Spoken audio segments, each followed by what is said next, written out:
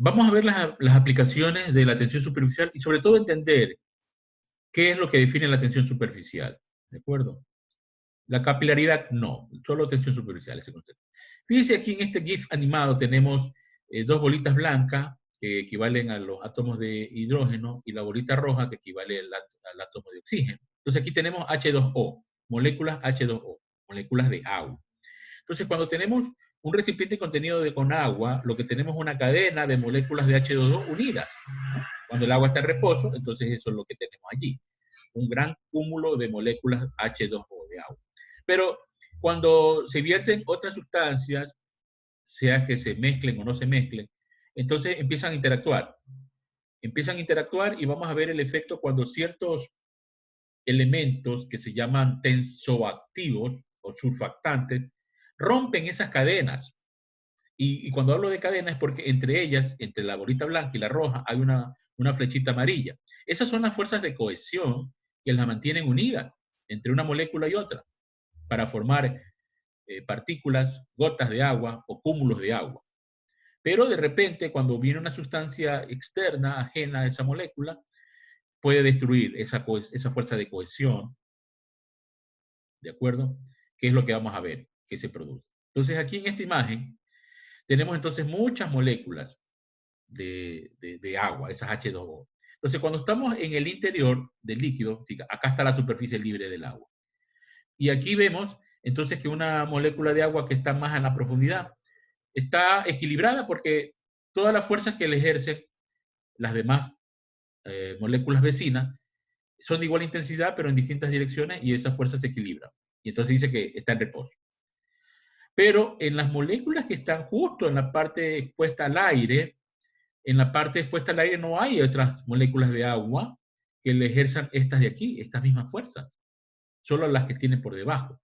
Entonces, la sumatoria de las fuerzas aquí no están equilibradas y va a tener una fuerza resultante, ¿no? Que va a mantenerlas tirando hacia la izquierda o hacia la derecha o hacia abajo, en función de en qué lugar estén y cómo es la superficie. Entonces, precisamente cuando se trata de agua, estas fuerzas de cohesión que están aquí, entre las que están, entre las moléculas de agua expuestas, las que están expuestas al aire, ejercen una gran fuerza de cohesión, que es lo que se denomina tensión superficial desde el punto de vista macroscópico, formando una película, ¿no? Y entonces, cuando ese líquido, esa sustancia tiene una gran tensión superficial, significa que estas moléculas están más cercas, están más atadas, más unidas, y significa que la tensión superficial es fuerte. Cuando la tensión superficial es débil o disminuye, entonces esta fuerza empieza a disminuir hasta romperse el enlace, la cohesión, y se destruye. Entonces se destruyen las estructuras de las moléculas de H2O porque aquí entran moléculas extrañas, líquidos extraños o cuerpos extraños. Por ejemplo, si yo analizo lo que ocurre en este video, puedo justificar justamente el movimiento de esta lagartija y es posible de ver, aunque es increíble, que se puede caminar sobre el agua, como lo hace este reptil, ¿no? Caminar sobre el agua significa que él tiene en sus patas, ¿verdad? La capacidad de, aprovechando la tensión superficial que tiene esta agua, tomar una bolsa de aire en sus patas, entre sus dedos, sus extremidades, y lograr evitar que esa tensión superficial se rompa y más bien apoyarse y valerse de esa gran fuerza de cohesión que tiene esa superficie del agua. ¿Qué más? ¿Dónde hemos aplicado la tensión superficial? Bueno, una gran variedad. Pero, por ejemplo, en el caso de los pulmones, ¿no? Los pulmones es un conjunto de esferas llamada alveolos. Entonces, las hay de distintos tamaños. Entonces, cuando nosotros respiramos, ese aire viene y tiene que llenar estos alveolos, ¿no? Entonces, la capacidad que uno tenga para tener buena saturación en la sangre, cuando uno le lleva oxígeno a todas esas células, va a depender de eso, ¿no? De qué también funciona en este mecanismo alveolar. Y ahí juega un papel importante en la tensión superficial. Entonces, cuando los alpinistas sufren, por ejemplo, acumulación de agua, o los buzos, o simplemente una enfermedad, como las que está ocurriendo ahora por el SARS-CoV-2.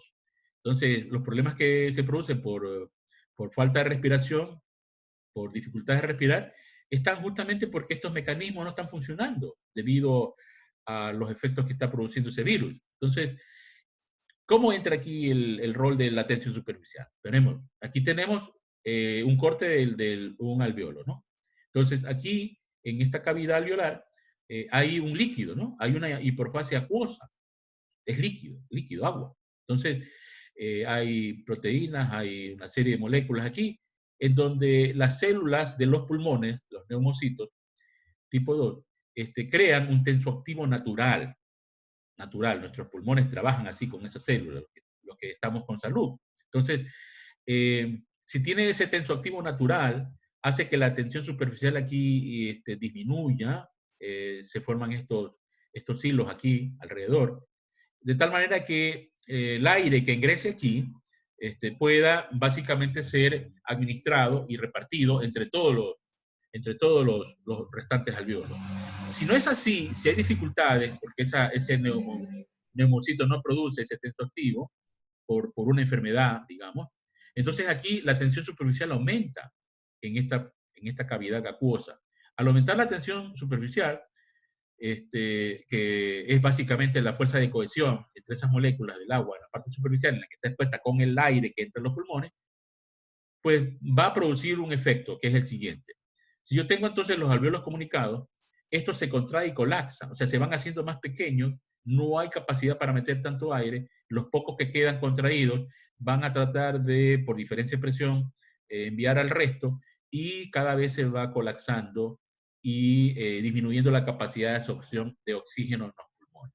Entonces, ese efecto es el que se produce básicamente porque al no trabajar este tensoactivo producido por estas células neumocitos, eh, no produce la reducción de la tensión superficial en esa cavidad acuosa del alveolo, produciendo ese colapso, ¿no? Esto se ve generalmente en los niños prematuros, cuando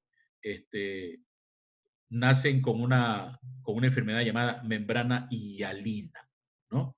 Esa enfermedad es justamente los niños prematuros porque no han logrado desarrollar, porque su mecanismo no ha logrado desarrollarse, porque no es el tiempo de nacer y no les ha dado tiempo para sintetizar esa, esa, esas células que producen ese tensoactivo, ¿no? Y no son capaces de producir ese tensoactivo. Entonces aquí el último gráfico nos muestra, ¿no? De manera un poco como cómic, de decir, a ver, yo tengo aquí el cuerpo de la molécula de agua. Cuando su tensión superficial es fuerte, están atadas fuertemente, entonces tienen una tensión superficial fuerte.